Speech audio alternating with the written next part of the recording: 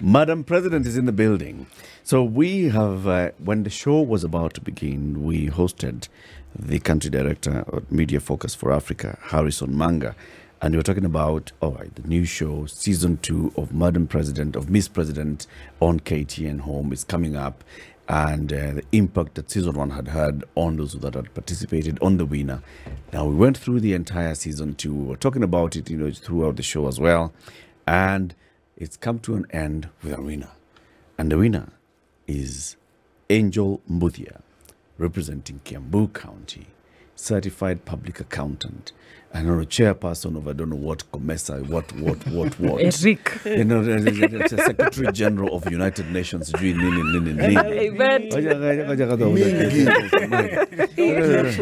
PhD. Human beings going to Mars, blah, blah, blah, coordinator. All of them. She's here. Yes. Angel, good morning. Good morning, Eric. Good to have you on the show. Good to see you again since the presidential debate. Yes. Oh, yeah. That was you. Oh, come on. Well, yeah, boy. At least I moderated a debate which had participants. That time I debated a candidate. This time there were candidates who were debating one another, Yes. and Angel was among them. And congratulations on winning Thank you. this. Thank you. Yes. And Harrison, Yeah. karibu pia. Asante sana. Congratulations for bringing the show to landing the show. Thank you. From the very, very beginning to the end. Thank you. Culminating in somebody who's a winner. Let me also actually just mention, so Angel was the winner. Yes. There was a first and second runners up. Yes. Who was the first runner-up? The first runner-up is a lady known as Bina Maseno, the Nairobi County representative on the show. The second runner-up is Milka Riga, the Taita Taveta County representative on the show. And I dare add, we had a final 6. So that means beyond the first and second runner-up, we had the 4th position. That was Dr. Frida Karani of Embu County. The 5th position was Pauline Unguko from Siaya. And the 6th position, Nuru Mohammed from Kwale. Representing the face of Kenya. Absolutely. That's very good. Yeah. Angel, Yes. how many votes did you get? 34,514. That's very many people who voted for you. I think we should have run for governor somewhere in Lamu. Well, because the population in Lamu. Well, there are many counties in this country where, believe me, the population is not dissimilar. Where 34,000 could actually win you. Yeah. Has won many people. Something substantial. Seems. Yeah. Yes. Getting to 34,000 people to vote for you, what was that? I mean, how did you get that? What are the modalities of people voting? I worked hard at it. I traversed the country. However, I can't deny that I was also surprised. I was awed that all this work we've been doing since as a student leader at the University of Nairobi as a vice chair, culminating to people embraced totally. Appealing to different demographics across the country is something that I am extremely honored. They didn't look at me as a Kikuyu that I am. They looked at me as a youth leader, a leader who has been championing national issues, youth issues, student issues, because I drew a lot of support from different backgrounds, different tribes, and that really beat a moral fabric that we see for national politics. It's a situation I would want to see for the country moving forward, when we're electing leaders, that we look beyond their tribes and where they come from, but their track record and what they are about, and electing them on the basis of that. I was really humbled by that. I appreciate the support I got from universities in Kenya, national universities in Kenya, colleges in Kenya. I appreciate the support I got from young people in Kenya, from women in Kenya, young girls that we've even walked this journey together. And showing that the power of social media as well really added a lot of value to that 34,000 votes. And seeing that was a journey that they have been following based on my socials is something that I'm quite encouraged. I did not see it as as I had really imagined it. I thought social media is just about 5%. And we've seen leaders campaigning online and not getting much, not truncating into votes. But as much as I downplayed that social media aspect and also magnified kazi kwa ground, social media really, really influenced a lot of the ideologies. And even knowing that Angel Mbuthia is on the race to becoming Miss President Season 2. So what does this all mean? And I think that's where a lot of folks are asking questions. I mean, we in the run-up to all of this, we had a conversation about it and said, what is it then having a woman in this position shadowing what, president would do? But now that you've won, what does it mean? And then what does that all translate into? I look at Miss President as a representation of the brilliant women we have in this country. At the beginning of the show, Eric mentioned about the so many platforms I'm involved in, and that goes to show a lot about how women have to work 3 times, 4 times harder to get noticed, to get on the limelight, to get to get recognized as a person who has really merited their way up. That is something that, regardless of where I come from, I will still battle. And Miss President comes to showcase those women on national television to show the country that we have more women in this country who are doing amazing things. They are brilliant. They have accolades. They have papers. They have experience. And they want to run this country. Can we give them a chance? Yes. Who is Angel?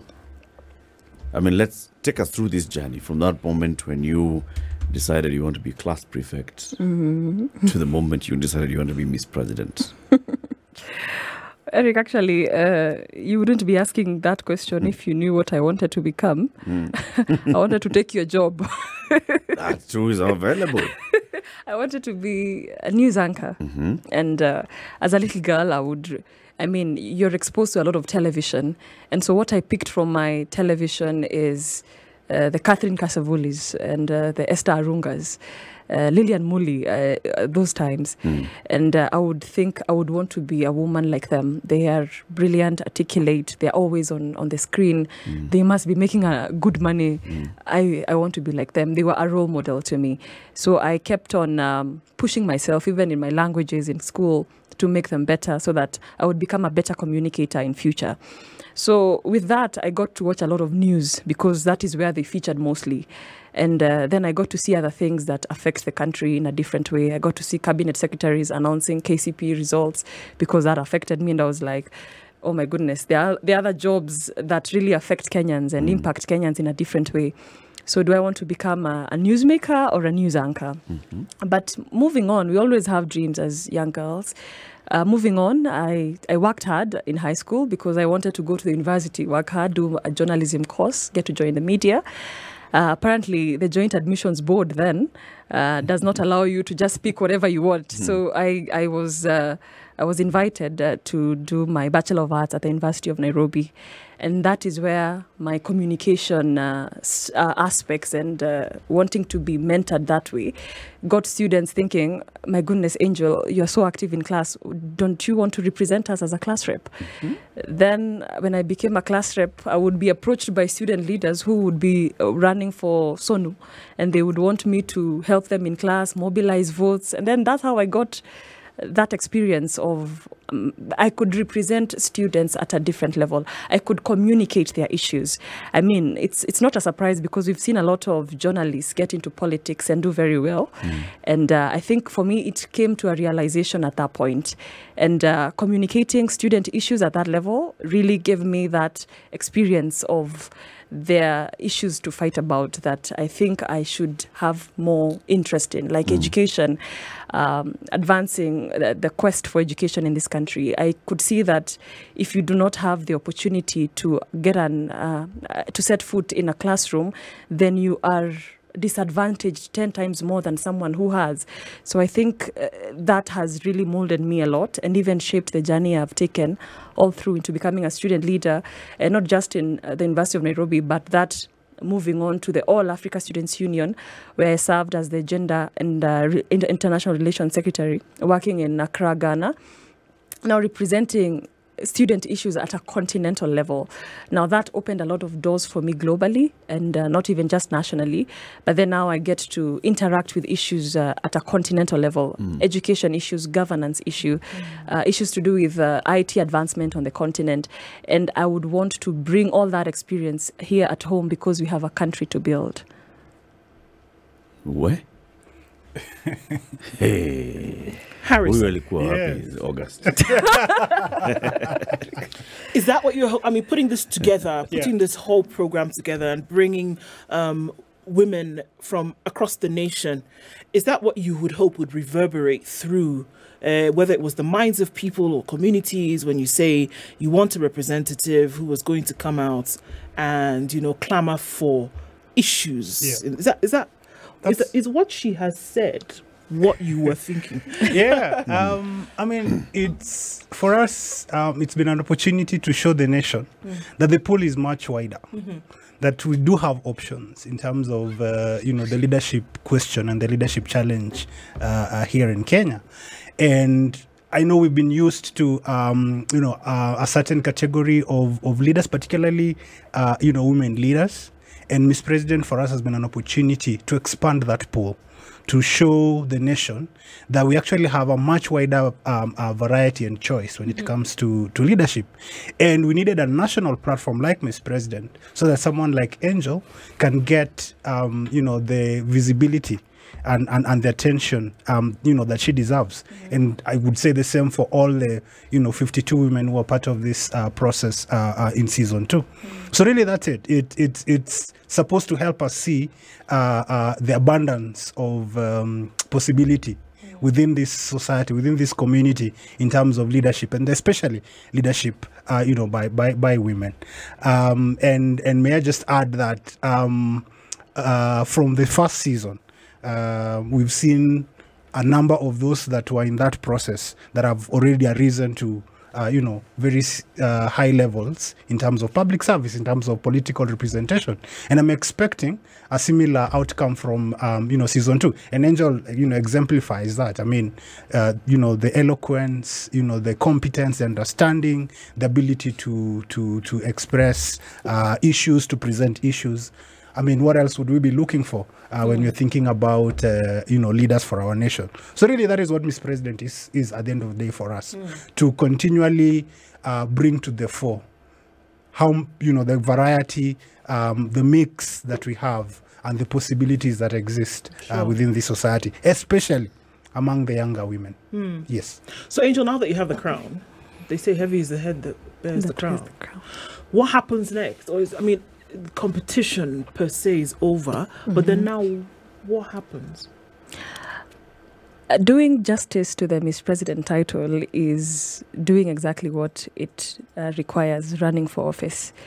And running for office for women in this country is still an issue that we're grappling with. So that is definitely something that I am geared towards. Miss President title came with an award of $20,000 US, and that is an award that allows me to do a project of my choice in my community, because now the title allows me to have my community even in Turkana, even if I am from Kiambu, and I think that's something that I want to pull into. One thing as a president I would do today if I was elected, I would focus on food security, number one. And looking at food security in Kenya is something that we've been grappling with since independence. And this is not something that we should be talking about today. And so Miss President title of season 2 will focus on elevating and amplifying the platforms that we have, or the spaces that we have, that can strengthen our food security quest. When we look at food insecurity, and when we look at the opportunities that are available, that is something that I will be advocating for, that the country protects the land, the spaces that we have for agriculture, the land that we have for forestry. That whole ecosystem is what I will champion. I believe Wangari Maathai saw this way long ago, and today is now when we are getting to feel that pinch. If we listened to her a little bit more then we wouldn't be here. But then again, we haven't lost it all. There's still an opportunity for us to ensure that the produce reaches the market and we are able to even save for the future. And that is something I want to focus on as Miss President. You know, it's interesting. The message that Wangari Maathai had, which the rest of the world and the committee that determines who wins Nobel Prize understood with great clarity, always had a competition. And even the quest that you have has competition. There are always competing interests to such a narrative. And sometimes I ask myself this question, even as one is pushing an agenda that clearly has far-reaching positive consequences, how much attention then should we also pay to the competing interests? Because for every environmental story that one may speak about and the intervention that one may propose, there are individuals, and there are many, who are hell-bent on pursuing the thing that will negate those efforts completely. And unfortunately, many of them have the power to do so because they are in positions of authority. Or they enable those who want, again, because the positions they have in authority enables them to be able to enable some of these fellows who are pursuing those goals. So even as one pursues those goals, the question I'm asking is, what role does speaking to power, speaking to individuals whose activities and whose thoughts and whose processes have brought us to the position that we are now in? Because, as I said, it's like they never go to sleep. It's like they never rest. They're always looking for ways of negating this process. Now, they look at it as profit and gain, but the damage is sometimes often beyond repair, at least easy repair, and the consequences are felt by everyone. Yes. So even as you pursue the goals, I'm asking, is there room in your agenda to also focus on some of these naysayers and to also point out what they do, point out, if you know them, who they are? Because again, all the effort that you will make can actually just go up in smoke simply because of these other competing activities. Yes. Yes. I look at your question as advice and nuggets of wisdom coming with it as well. And one thing from my experience as a youth leader in this country, maybe not compared to yours, but one thing... Compared to my youth knowledge. I have seen the strength and the might and the brilliance that comes with young people, having them talking about wanting to participate in agriculture and not being able to because the owners of capital are not supporting what they are doing. A lot of policy decisions and money is going to where these the owners of capital feel comfortable at doing it. And when we talk about specifically agriculture, where we want more young people in agriculture, but they are not the owners of capital. They do not have the access to land. They don't have the access to capital, but they have the brilliance, the might, and they provide that labor. And if we can combine those two forces and, paint a broader picture of how exactly they can be able to access land. We have a lot of land that is very idle. We have a lot of capital that we can just channel it towards that because we are wasting a lot of it at the end of the day. My platform is to be able to amplify that voice platform or using platforms like mine to be able to advocate for this. So I see a lot of opportunities in that we can leverage on that strength and that might to be able to legislate policies that will be more friendly to young people so that they're able to cultivate and move forward in terms of building the food security of this country. Sitting, maybe if I could just add a little bit to what Angel said. I think the platform of Miss President will provide Angel and, the rest of, the team that was in the show who decide to take up various courses. In this instance, Angel is taking up the course of food security. There are going to be allies that are going to come alongside them. And these are institutions particularly, but also even individuals who have been very supportive of, the Miss President idea and what it presents. And so, Angel will not just be embarking on this on her own. she's going to have a lot of support and a lot of allies, including, Media Focus on Africa, but various other institutions, both local and international. So she will have, the backing and the support that she may need. And that will add to the voice and to the strength of her voice. Because I think even Wangari, faced her own fair share of opposition and resistance. I mean, even threatening her physical safety and all that. But I think, Wangari also had a lot of support that went alongside with her, and that therefore strengthened her will, strengthened her resolve, and, won her some of the victories that she did. So I think just coming alongside Angel and giving her the support and the encouragement that she may require will go a long way in helping mitigate, the threats and the pushback that may come her way from those that are vested in keeping things as they are. So I think I thought I just needed to say that and this speaks to what, as an organization, we intend to do, is to keep supporting the Miss Presidents in the various courses that they choose to pursue. And we also have those that are with us in this journey, those that provide the resources for us to do this. And so we will continue to support them. We'll continue to support Angel in particular as the winner of the contest in the various things that she will choose to pursue using the title. So she won't be alone. Let's take a break. Yeah. Thank you, Harrison. Harrison Manga is the country director at Media Focus on Africa. The concept creators, the organizers, the runners and everything of the Miss President show that just came to an end, season 2, and the winner was Angel Mbuthia, representing Kiambu County. Madam President is in the studio here with us, and she's also telling us what she wants to do with the title and the crown that she's won going forward. 27 minutes to 10, time for that break. Let's take a look at the traffic and the weather. This is the Situation Room, the only way to start your day. Harrison, there were how many? 52? Yes. 52 women at the beginning of the show. Yes, we started with 52.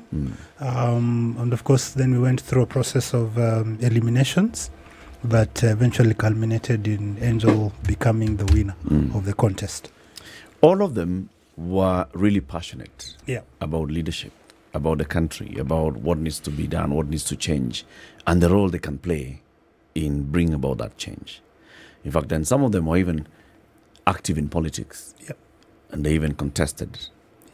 And they got what they got from the voters. Yes. Which is what now brings me to my question. Looking at the quality of the people who applied to participate in Miss President Season 1 and Season 2, looking at the quality and the passion the people like Angel have, right? Yeah. And then now put it vertical ground. Where is the disconnect? I think we will go back to the age-old question. And the reality is that, the social norms around, the division of roles, if you like, in society, have a big impact on how we think and conceptualize who can be or who can't be a leader and in what spaces. And I think generally, when you're looking at political leadership, political representation, the default thinking and concept amongst our people has always been to associate that, with the men. And so I think this is the best analogy I've ever heard of someone describing the challenge of women seeking to get into political leadership. Someone described it. It's like, Eric, you and I, when we go to the restroom, instead of going into the gents, we go into the ladies. It's that odd. It's an anomaly, if you like. So I think that is really at the root of it, that conceptually, it's not always been obvious to everyone that women can play an equal role as the men when it comes to political leadership in particular. And so that impacts how many women actually declare an interest in seeking to be elected into office. So for instance, when we were doing the elections in August this year, I think we had about 16,000 and something candidates for the various positions. Out of that, just about 2,000, were women. So as you can see already, very few women even dare to declare an interest in political leadership. And it has a lot to do with how we've been socialized to think about who plays what roles in society. So I think that the disconnect really is at that point. Is the disconnect only with regards to political office, or because if you look at other positions of leadership, I mean, Angel, you became a student leader at university. Those that were campaigning would come to you and tell you, help me to mobilize. And you were working with various campaigns at university. You were elected as the vice president of SONU, right? Yes. And then you went to be leader across Africa. If you look at women, even in the grassroots, they are leaders. Whether it's, Women's Guild, but the chairperson of Women's Guild is a seriously influential person in the community. Yeah. Is it just when it comes to kitu ya siasa? Not, well, that's an important realm of leadership because a lot of what shapes society, if you want to think about our policies and our laws and all that, actually happens within the political realm. So what happens there has a ripple effect on a lot of other areas of leadership in our society.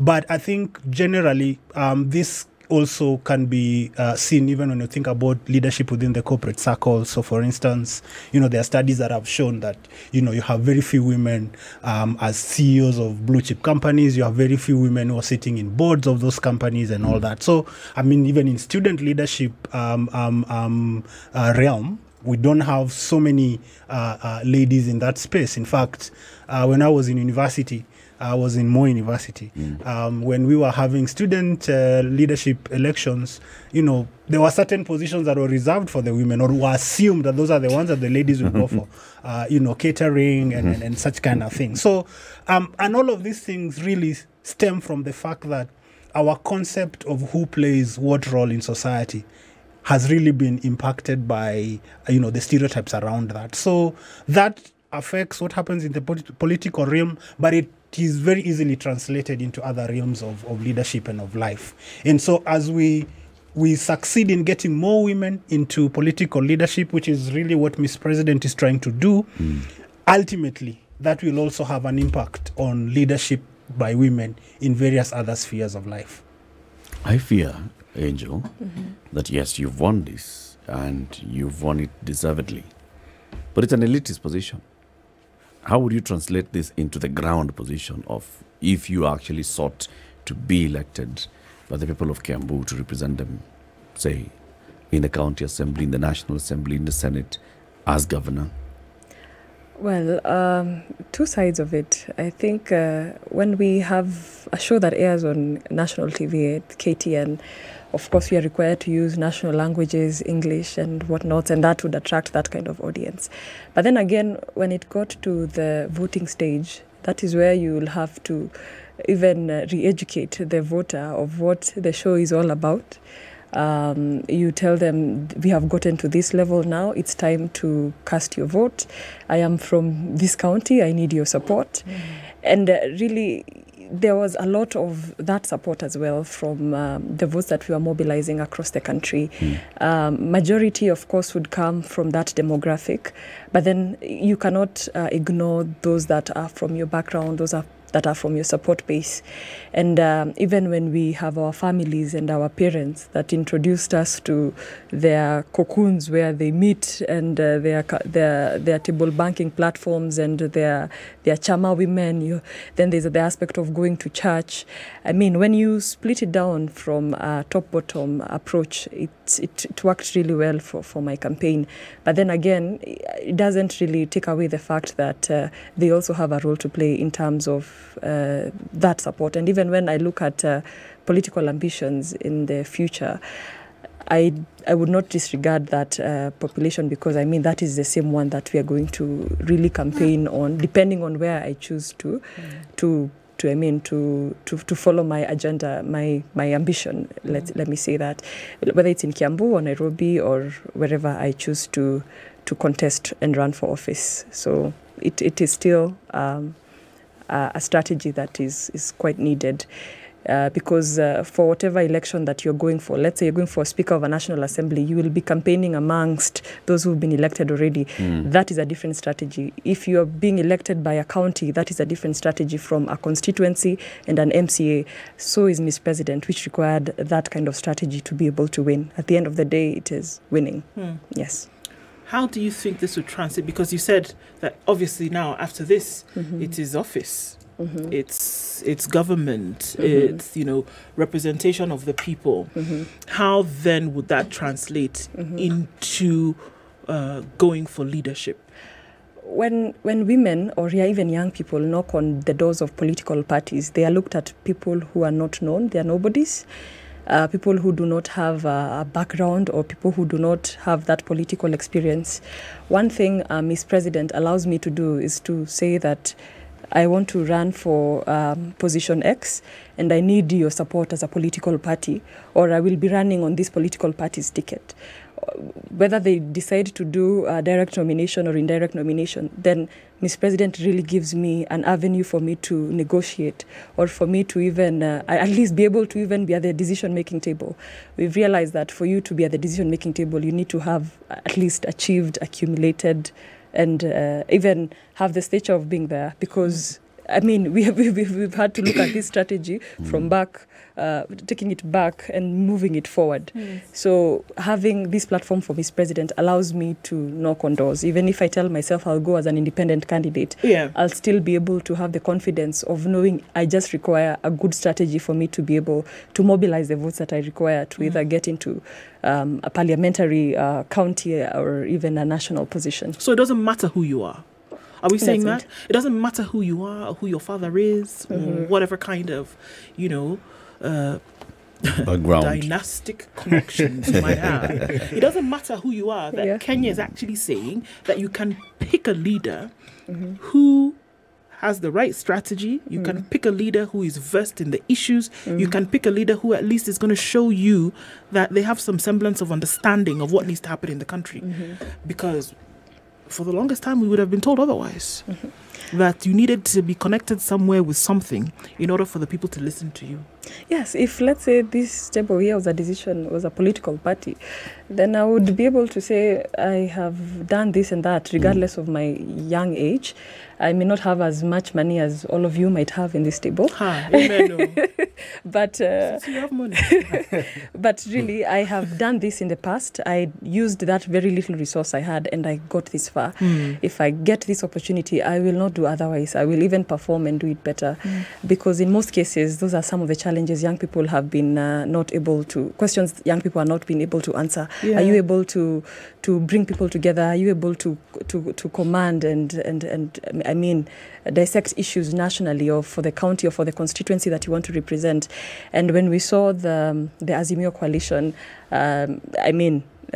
zoning out places and saying we are going to use opinion polls to decide who becomes the flag bearer, the candidate for the party.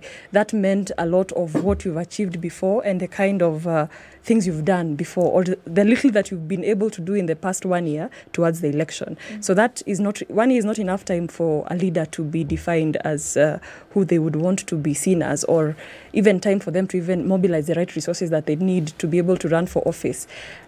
These are some of the experiences that, looking into the future, we don't want to miss because we don't have the experience. We don't want to miss because we've not been able to be at that kind of space, to be, or that kind of avenue, to be able to mobilize people politically.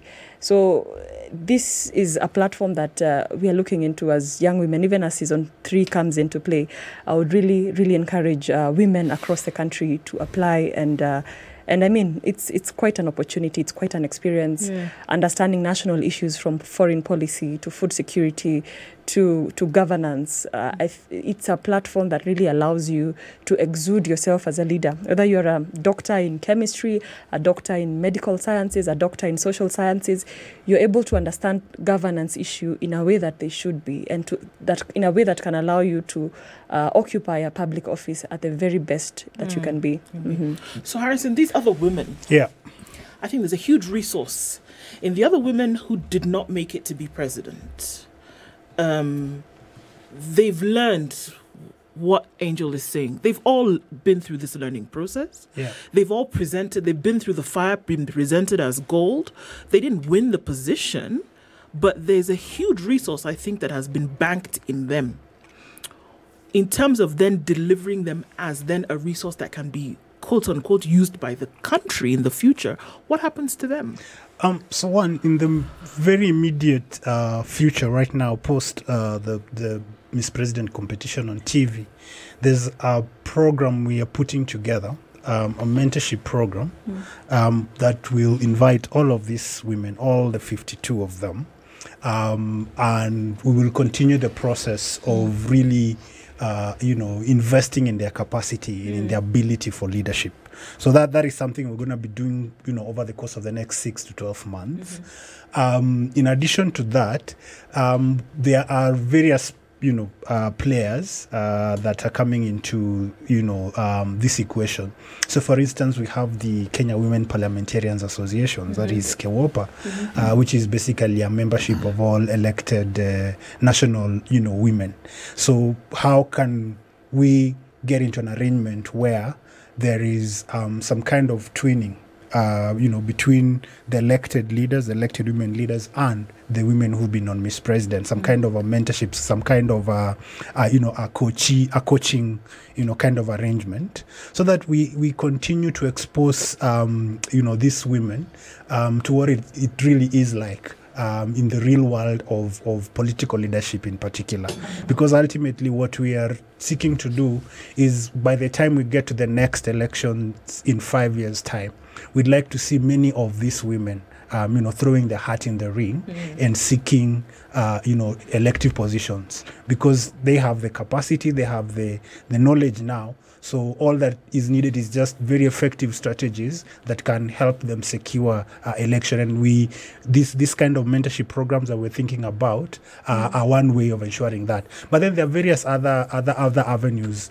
There are various organizations that need sort of like ambassadors, people who can champion certain causes. For instance, I know that there are conversations that we're going to be having with various organizations, including UN agencies, to get some of the women who are in Miss President to become champions of certain causes, that these institutions are keen about. So the intention really is to keep these women visible, engaged, learning, and preparing themselves for public service roles, whether elective or appointed. Because you've also seen women from Miss President getting appointed into various leadership positions within government. I'm expecting that is a trend that will continue. So in essence, that is how we are continually going to keep these women engaged and ensuring that the nation can actually benefit from what it is that they have to offer. Yeah. When you talk of politics and the narratives that dominate our politics, is always from the perspective of either a time gone by or people who are much older. Is it possible to contemplate and perhaps put into action that contemplation that the youth such as yourself can actually change that narrative? And instead of having a dialogue, which in my opinion seems to be someone butting their heads against a wall, because you talk about ideas and thinking and norms that other people have set in place and rules by which everybody must abide, and which disadvantage you completely. Is it not possible, given your numbers?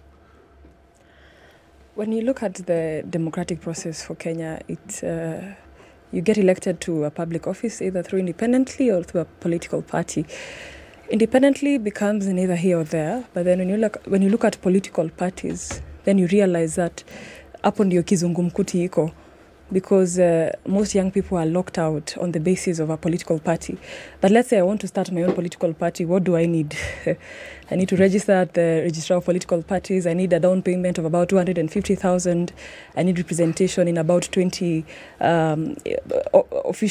physical offices, at least in 20 counties in Kenya. That's something I think we need to go back to the drawing board. When we were having these measures put in place for political parties was at a time when Kenya did not want to have too many political parties. But now that we want to talk about, or we want to have a conversation on democracy and allowing young people into the governance stream, then we need to go back to that and change that. Because if I want to have a political party as a young person, I do not have the capital to do that. Let me ask you, if you stand as an independent, do you need to register? No, you do not need to. Right. So an avenue for avoiding the very things that you're saying actually exists. Now, changing the narrative and thinking laterally would mean you look at something that isn't being done, because you talk about things which are being done, and that is where the bottleneck is. So why follow that path when you can see the bottleneck? You can see the hurdles. They are right before you. Why not think about alternatives that would get you exactly where you want to go, but avoids this? Again, as I'm saying, it is when you are the youth. Remember, all these ancient leaders you see here began their careers as young people. Okay? Ancient. Yes, they are ancient. I mean, some people have been there since God knows when, the previous century, etc. I am simply saying that if you look at change that has come about in any society, the people who bring it about are usually the young people. When they understand the might and the power and the influence that they actually exert. And that when they deny those older people the power, because you join them, you are in their power. When they deny that power and set up on their path, even if you think of independence, you think of the struggle, you think of Mau, the majority of people were young. It's always that. Now, you fall into that category of young people. I'm asking the question, are you people ready? Do you think of following the old narratives and complaining about them? Or are you people in a position to start charting new paths that can bring about the changes that you envision and on your terms? Well, there are so many ways of doing this. When we look outside the box, there are so many things that surround young people. And at the same time, when young people are really fighting hard to get into governance spaces, we have some falling out because of things like teenage pregnancies. We have some not getting fees to attend school. We have some facing really the high cost of living. I mean, there are so many challenges that are grappling young people, and we need to also address them, even as much as we are talking about revolutionizing this country. I think gone are the days where we need to, get up in arms and go into the streets and fight for issues, aggressively and physically. I think today is a day where we have a significant population that is educated to be able to champion issues that really will speak to young people. Legislations and policies that will allow them to be able to have that environment where they're able to, get into mainstream leadership as they desire to. They don't have to go through the hurdles of becoming independent candidates. If they can get a political party, seemingly, and form a ruling party and have significant positions in parliament, I think that is more to it than squeezing them out of the juice and having them to go through so much. They don't have to. If your children had to go barefoot to school, does not mean that they need to do that today to prove that they are agile and that they are able to withstand. If we can make it easier for them to attend school with proper uniform, with 3 meals in a day in school, I think we need to think beyond our pre-existing times and look more into the 21st century, where we need to have 21st century skills. When we talk about ICT, when we talk about emotional intelligence, social intelligence, respect for humanity, building humanity holistically, we need to re-strategize and rethink how we want to implement policies and issues today. If people would like to get in touch with you, Ms. President, what platforms are you on? How can people continue consuming the wealth of wisdom that you have? Eric, me and wisdom on the same sentence. All right. I am on Facebook, more actively there as Angel Mbuthia, and on Twitter as Angel Mbuthia, and on Instagram as Angel Mbuthia. I believe those are the platforms that I'm most active on. Kama mtu anataka kuwa Hussein Mohamed wako anaweza apply. Oh yes, messenger icon. Every president has a Hussein Mohamed. Yes, they are welcome to reach out and add into how we can better address the issues of this country. They're totally welcome. Asante sana. Yeah. Am I able to say something, Eric? Yes, say something. I just wanted to point out that we in the 16 days of activism against, to end violence against women and girls, and this year's theme is about uniting and, doing activism that can actually help end the violence. And I just wanted to say that there's an interesting study that I was looking at yesterday by the Inter-American Development Bank that says that electing women into political office is actually the most sustainable long-term measure to reducing gender-based violence. And there's a whole host of reasons why they make that argument. But one of them is the fact that as we get more women elected, we change the perception of the value and the role of women in society. And that has an impact in terms of reducing the propensity to subjecting women to violence. But there is a host of other reasons. But I'm just so there's a formula. There's a formula. And Miss President is helping champion that formula. Yes. Thank you. Thank you. Thank you very much, Harrison Manga, Country Director, Media Focus on Africa, and Angel Mbuthia, Miss President Season 2.